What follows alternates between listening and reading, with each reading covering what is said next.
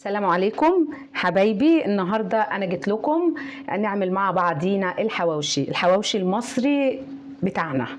مقاديري عندي دلوقتي حالا هوريكم المقادير. بابريكا، عندي بهارات لحمه، عندي معلقه كمون، معلقه توم باودر، معلقه بصل باودر، معلقه ونص فلفل اسود. دلوقتي عندي ده البصل،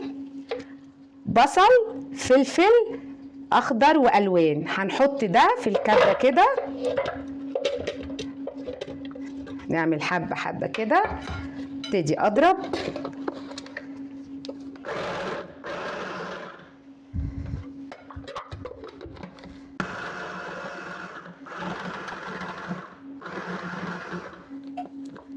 بصوا بيتضرب معايا ازاي. اقلل بس الكميه عشان ايه.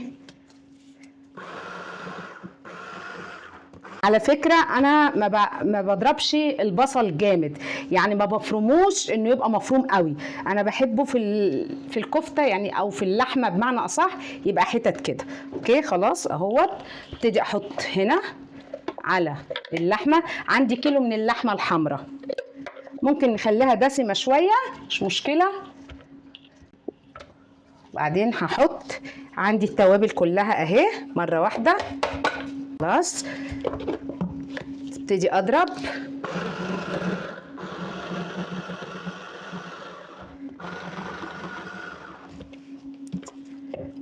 بصوا معلش يعني عشان انا مش مقطعه البصل صغير، انا مقطعاه كبير فما بيتضربش معايا بسرعه.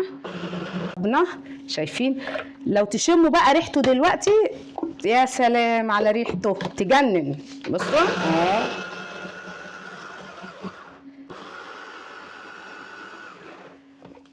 خلاص احنا خلصنا ضرب الحاجات دي. هجيب كده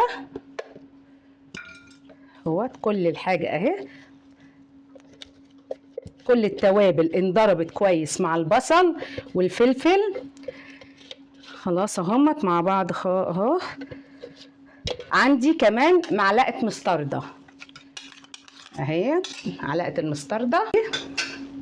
اقلب كده شويه بالمعلقه، نقلبها كده. ايوه شايفين؟ بصوا كده اهوت. انا بقى دلوقتي هعمل ايه؟ هستغنى عن المعلقه دي كده اهوت. على فكره اصلا يعني انا الحواوشي ما بعملوش حراق عشان انا ولادي ما بيحبوش الحاجه الحراقه.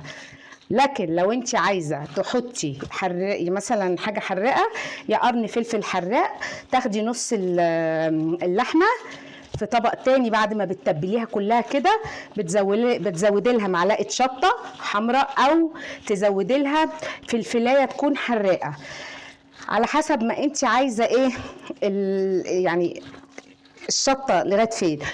لكن كمان في اولاد بيحبوا الحاجه سبايسي، لكن انا دايما بعمل الحاجه ما فيهاش سبايسي عشان عندي ولادي ما بياكلوش السبايسي. خلاص بصوا كده انا خلصتها خلاص اهو.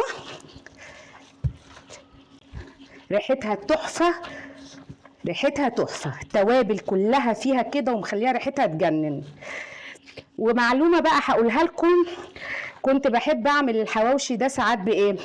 ازوده سجق بلدي، او ازوده بسطرمه. اجيب البسطرمه واروح فرمها مع في الكبه مثلا كده وبحطها، او السجق البلدي هو هيديكي نفس النتيجه، لان في الاخر السجق فيه توم وكده، والبسطرمه نفسها فيها توم. بس عايزه اقول لكم ان كده بيطلع يجنن وبيطلع حلو جدا جدا الحواوشي. هنبتدي دلوقتي، انا خلصت خلاص عجينه الحواوشي. هبتدي اجيب العيش البلدي وابتدي افتحه معاكم ونعمله. ودلوقتي هوريكم بقى. انا هفتح العيش، عندي العيش البلدي، انا ببعت اجيب العيش البلدي الصغير بتاع السندوتشات، ما بجيبش العيش الكبير. ولو عايزه تجيبي العيش الكبير هاتيه وقسميه. خلاص انا هنا كده هقطع العيش، افتحه كده اهو. خلاص نفضه بس من الرده اللي فيه. في ناس بقى بيعملوا الحواوشي في العيش الشامي. انا ما بفضلش العيش الشامي قوي لانه في الاخر ما بيديش الطعم الحلو اللي احنا بنبقى عارفينه. احنا الحواوشي معروف عندنا والكبده الاسكندراني والحاجات دي في العيش البلدي. على فكره كمان انا عايزه اقول لكم حاجه، انا علشان الحواوشي ده ما يبقاش اللحمه فيه تترة جوه العيش، انا هزود حاجه دلوقتي هوريها لكم، بس هوريها لكم بعد ما افتح العيش. ودي على فكره اول مره يعني انا اللي عملتها مش حد تاني، يعني ما ده اختراع كده مني، بس انا جربتها في حاجات فنفعتني بصراحه. هبتدي دلوقتي خلاص كفايه عليا دول. حط هنا يا جماعه اول مره تشوفوا بقى دي معلقه طحينه كده على الحواوشي نفسه، عشان في ناس بيحطوا دقيق عشان يمتص السوائل. انا بقى مش هحط دقيق، انا هحط طحينه. الطحينه دي هتخليه يمسك، هتخلي اللحمه دي ما تصرش سوائل وتخلي العيش يبقى مش كويس، العيش ما يطراش. انا عايزه العيش يبقى ايه، ماسك نفسه. معلقه الطحينه دي بقى هتمنع السوائل اللي جوه اللحمه. خلاص اهوت عملناها كويس كده.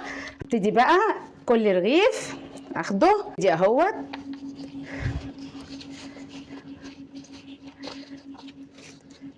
شايفين بقى بحشي اهوت كده. لا هنحشي بقى اللحمه الجميله دي على يعني ايه، علشان نخلص بسرعه مع بعضينا كده. على فكره اللحمه اللي انا حطاها دي عباره عن ايه، عباره عن كيلو لحمه احمر، وبحط عليه 4 بصلات كبار، ومثلا بتاع 4 فلفلات خضر مع واحده حمراء مع واحده صفراء كده، عشان يعني يبقى ايه الحواوشي ليه طعم. دي مقادير كيلو اللحمه. وبعدين بحط بقى ايه لحمه كفايه كده في الرغيف. في ناس بقى بيحبوا ايه الرغيف ما يبقاش يعني مليان، بندي طبعا بتبص تلاقي ان اللحمه بتكش جوه الرغيف، فاحنا لازم نملاه كويس علشان يدينا يعني رغيف كده محترم. واحلى بقى لعلمكم من بتاع الشارع، حواوشي الشارع ده لو تعرفوا بيتعمل ازاي. حواوشي الشارع ده بيتعمل اصلا بلحمه مش كويسه، بفول صويا. لكن احنا لما نعمله في البيت لاولادنا بطريقه نظيفه احسن 100 مره. وعلى فكره ولادنا بيحبوا ليه اكل الشارع او اكل اللي بتاع بره، عشان مثلا بيبقى متطعم ببهارات وحاجات كده. احنا نقدر نعمل لهم كل حاجه في البيت وتطلع كويسه. فدلوقتي وبعدين انا بقى مش بلفه في فويل ولا في ورق زبده، هوريكم دلوقتي ازاي ان احنا نعمله في صينيه جوه الفرن برضو. خلص الكميه وارجع لكم. خلصنا كميه اللحمه كلها، هوريكم بقى بنسويه ازاي في الفرن. انا بجيب زيت وبمسك الصينيه كده اعملها بالزيت بالطريقه دي، عشان انا بحط يعني العيش في الصينيه مش بلف كل رغيف لوحده. اهوت كده كده اهو جنب بعضه جنب بعضه كده، ومش هيلزق لاني انا دهناه زيت كويس. اهي الصينيه خدت قد ايه. اجي بقى بالفرشه كده اهو،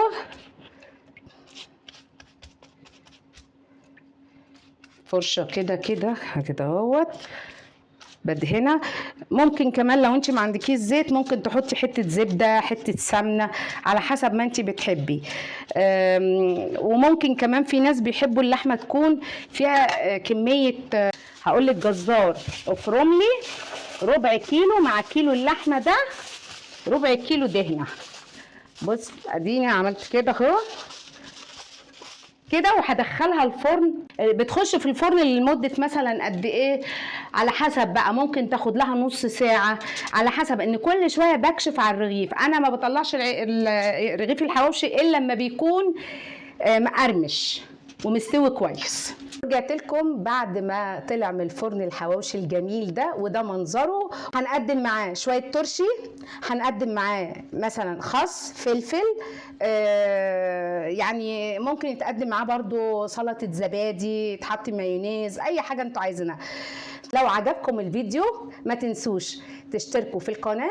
شكرا.